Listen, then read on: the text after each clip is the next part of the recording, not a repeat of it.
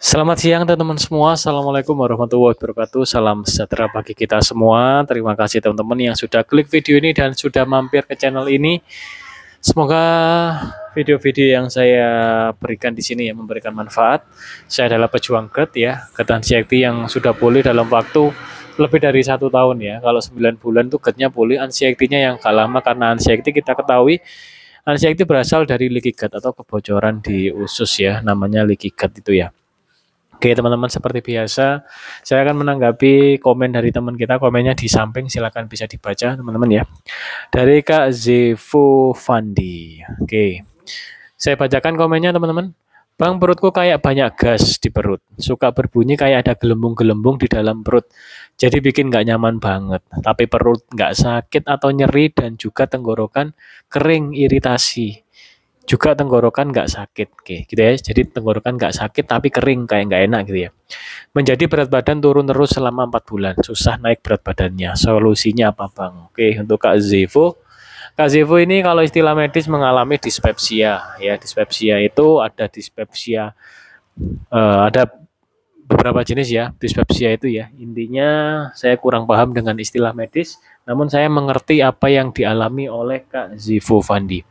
Kak Zevo, permasalahan Kak Devo adalah asam lambungnya. Ya, setiap orang punya asam lambung, tidak ada orang yang tidak mempunyai asam lambung. Asam lambung adalah suatu zat asam yang diproduksi oleh lambung sendiri. Gunanya untuk apa? Untuk mengaktifkan enzim pencernaan. Enzim pencernaan bermanfaat untuk mengolah makanan yang kita makan ya, karbo diolah, lemak diolah ya, protein diolah, itu ada enzim-enzimnya sendiri gitu ya. Nah, syarat enzim kita bekerja dengan maksimal, pH asam lambung harus ideal. Keidealan asam lambung adalah di pH 1 sampai 3. Itu sangat asam banget gitu ya. Sehingga ketika kakak mengalami, jadi kakak ini istilahnya terjadi GERD ya, katupnya terbuka. Cirinya apa katupnya terbuka? Nah itu tenggorokannya kering. Jadi gasnya itu sudah mulai naik dikit-dikit tapi belum parah. Nanti kalau tidak segera diatasi, saya nggak nakuti teman-teman, saya nggak nakuti ya, mohon maaf kalau kata-kata saya menakuti ya. Kalau tidak segera diatasi, tenggorokan sekarang kan nggak sakit, itu bisa sakit. Karena asam lambung kakak ini sangat asam, dia reflux naik ke atas gitu ya. Jadi tenggorokan kita ini teman-teman ya, ini tidak bisa menerima keasaman dari lambung, oleh karena itu dibatasi oleh katup namanya LES. Ketika katupnya terbuka teman-teman ya, nah itulah yang menyebabkan keluhan. Nah ada beberapa sebab kenapa katup itu bisa terbuka. Yang pertama, pH asam lambung tidak ideal. Yang kedua, katupnya ini mengalami kelemahan akibat terlalu sering makan dalam porsi yang banyak, istilahnya makan sampai kekenyangan, bogah, warpol istilahnya. Kemudian penyebab ketiganya, setelah makan ya kita langsung tidur. Jeda hanya beberapa menit, setengah jam ya kita tidur. Tidak sampai 1 jam 2 jam kita sudah tidur. Atau 1 jam kemudian kita tidur, itu juga bisa membuat katup kita terbuka. Kemudian terlalu sering makan. Katup kita buka tutup buka tutup, istilahnya itu dia merasakan apa ya istilahnya ya. Ya itu kan otot ya. Mungkin dia capek, mungkin dia akhirnya terbuka ya seperti itu ya. Pokoknya itulah, itu semua berdasarkan pengalaman saya karena saya dulu suka banget makan, suka banget snack-snack ringan, suka banget makanan bertepung terigu, dan setiap makan sampai bogah kekenyangan, dan setelah makan saya sering langsung tidur. Kemudian akhirnya saya terkena GERD yang disertai dengan anxiety ya, pulih dalam beberapa waktu, alhamdulillah puji syukur. Namun ketika udah pulih tetap jagalah pola makan ya. Oke Kak Zipo Fandi, solusinya apa? Karena kakak tidak ada luka lambung, lapisan mukosanya masih aman, kakak harus mengkonsumsi makanan yang mengandung enzim pencernaan. Contohnya apa? Madu. Contoh rekomendasi atau madu yang saya pakai, madu hitam pahit. Sih, tak ambilkan ya, agak jauh madunya ini. Nih madu saya ini, madu hitam pahit yang saya gunakan. Nih madu hitam pahit yang saya gunakan. Nih madu hitam pahit. Dikonsumsi Kak rutin setiap sebelum makan atau setelah makan bolehlah ya. Utamakan sebelum makan kalau bisa. Biar dia membantu pencernaan makanan yang kita makan.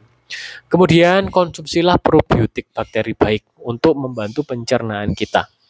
Untuk probiotik yang saya pakai, saya menggunakan cuka apel, saya menggunakan tape singkong, dan saya menggunakan probiotik cair. Saya kombinasikan. Teman-teman bebas mau pilih probiotik apa, namun kalau saran saya, kalau tidak ada luka lambung, konsumsi saja cuka apel kombinasi dengan tape singkong. Kita ketahui tape singkong adalah makanan fermentasi asli Indonesia. Jangan sepelekan tape singkong. Manfaatnya luar biasa, itu adalah warisan kakek nenek kita, leluhur kita yang harus kita jaga kelestarian karena manfaatnya sungguh luar biasa. Gitu. Jaga pola makan Kak Zivo Fandi, jangan konsumsi makanan dari tepung terigu, jangan konsumsi makanan yang digoreng dengan minyak sawit, ganti dengan minyak kelapa. Contohnya saya tak ambilkan lagi ya, maaf ya. Tak ambilkan lagi untuk minyak kelapa yang saya pakai. Ini minyak kelapa. Ganti minyak sawit dengan minyak kelapa nih kalau saya pakai yang ini. Nah, untuk uh, madu, minyak kelapa, belinya di TikTok saya. Nama TikTok saya Ruby seputar lambung. Tak tulis di sini ya. Ini tak tampilkan dari tadi untuk TikToknya. Kemudian Kak Zibo Fandi, pikiran jangan terlalu stres. Slow aja pikiran ya, karena itu berpengaruh ke asam lambung kita. Kemudian rutin jalan kaki, jogging, grounding, berjemur ya, itu sangat-sangat bermanfaat bagi tubuh kita. Dan yang terpenting ya, pola makannya dijaga tadi. Makanan yang tinggi protein, yang banyak proteinnya, nasinya itu jangan banyak-banyak. Kalau makan jangan sampai terlalu kenyang. Protein bisa menggunakan telur, dada ayam, ikan air tawar. Itu dulu. Jangan konsumsi makanan yang berlemak seperti soto rawon, jangan. Daging-daging jangan dulu. Kalau bisa, kita pakai protein yang lebih lunak aja, yang dicerna oleh lambung kita mudah ya. Jangan konsumsi kerupuk, jangan konsumsi bakso mie, snack-snack ringan, jangan ya. Pola makan dijaga, nanti akan membaik Kak. Yang penting probiotik masuk, enzim pencernaan masuk, atau nutrisi lain semisal propolis ya silakan. Saya juga konsumsi propolis, saya juga konsumsi bata soda, saya juga konsumsi VCO juga. Jadi beberapa nutrisi itu penting gitu ya. Atau kakak mau konsumsi vitamin D3, K2, magnesium silakan. Kalau saya menggunakan vitamin D3, magnesium saya ambil dari makanan, dari makronutrisi. Makronutrisi di dalamnya juga ada mikronutrisinya, itulah yang saya menggunakan itu. Memang jujur dalam segi budget atau biaya, penggunaan vitamin seperti dari KK2, magnesium, ya itu sangat mahal. Konsumsi enzim, konsumsi eh, probiotik itu ada, suplemennya ada, tapi mahal teman-teman. Saya lebih memilih konsumsi enzim yang alami, yaitu madu hitam pahit. Saya lebih mengkonsumsi probiotik yang alami, contohnya tape singkong, cuka apel. Saya lebih memilih minyak ya, minyak kelapa untuk menggoreng ketika kita menginginkan makanan yang digoreng karena kalau minyak kelapa aman. Dia tidak menjadi lemak jenuh seperti sawit. Gitu ya. Bisa dipahami Kak Zivo Fandi. Kuncinya jaga pola makan ya. Kemudian nutrisinya, aktivitas pola pikirnya, istirahatnya juga ya, tidak boleh begadang. Nanti kakak akan sembuh. Perbaiki pencernaan, nanti akan membaik. Gitu ya, Kak Zivu Fandi dan teman-teman semua. Kak Zivu Fandi tidak ada luka lambung. Jadi tinggal langsung kita masukkan nutrisi, probiotik, enzim pencernaan, jaga pola makan ya. Kakak akan sembuh ya. Oke teman-teman, sekian video kali ini, semoga bermanfaat. Kita jumpa lagi di video-video berikutnya. Intinya teman-teman ya, seputar lambung itu seputar pencernaan. Jaga pola makan, itu yang utama teman-teman ya.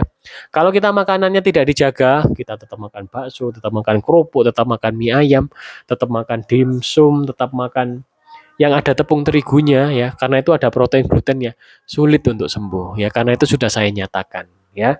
Oke teman-teman semua, mohon maaf apabila ada salah kata ya. Wassalamualaikum warahmatullahi wabarakatuh. Salam sejahtera bagi kita semua.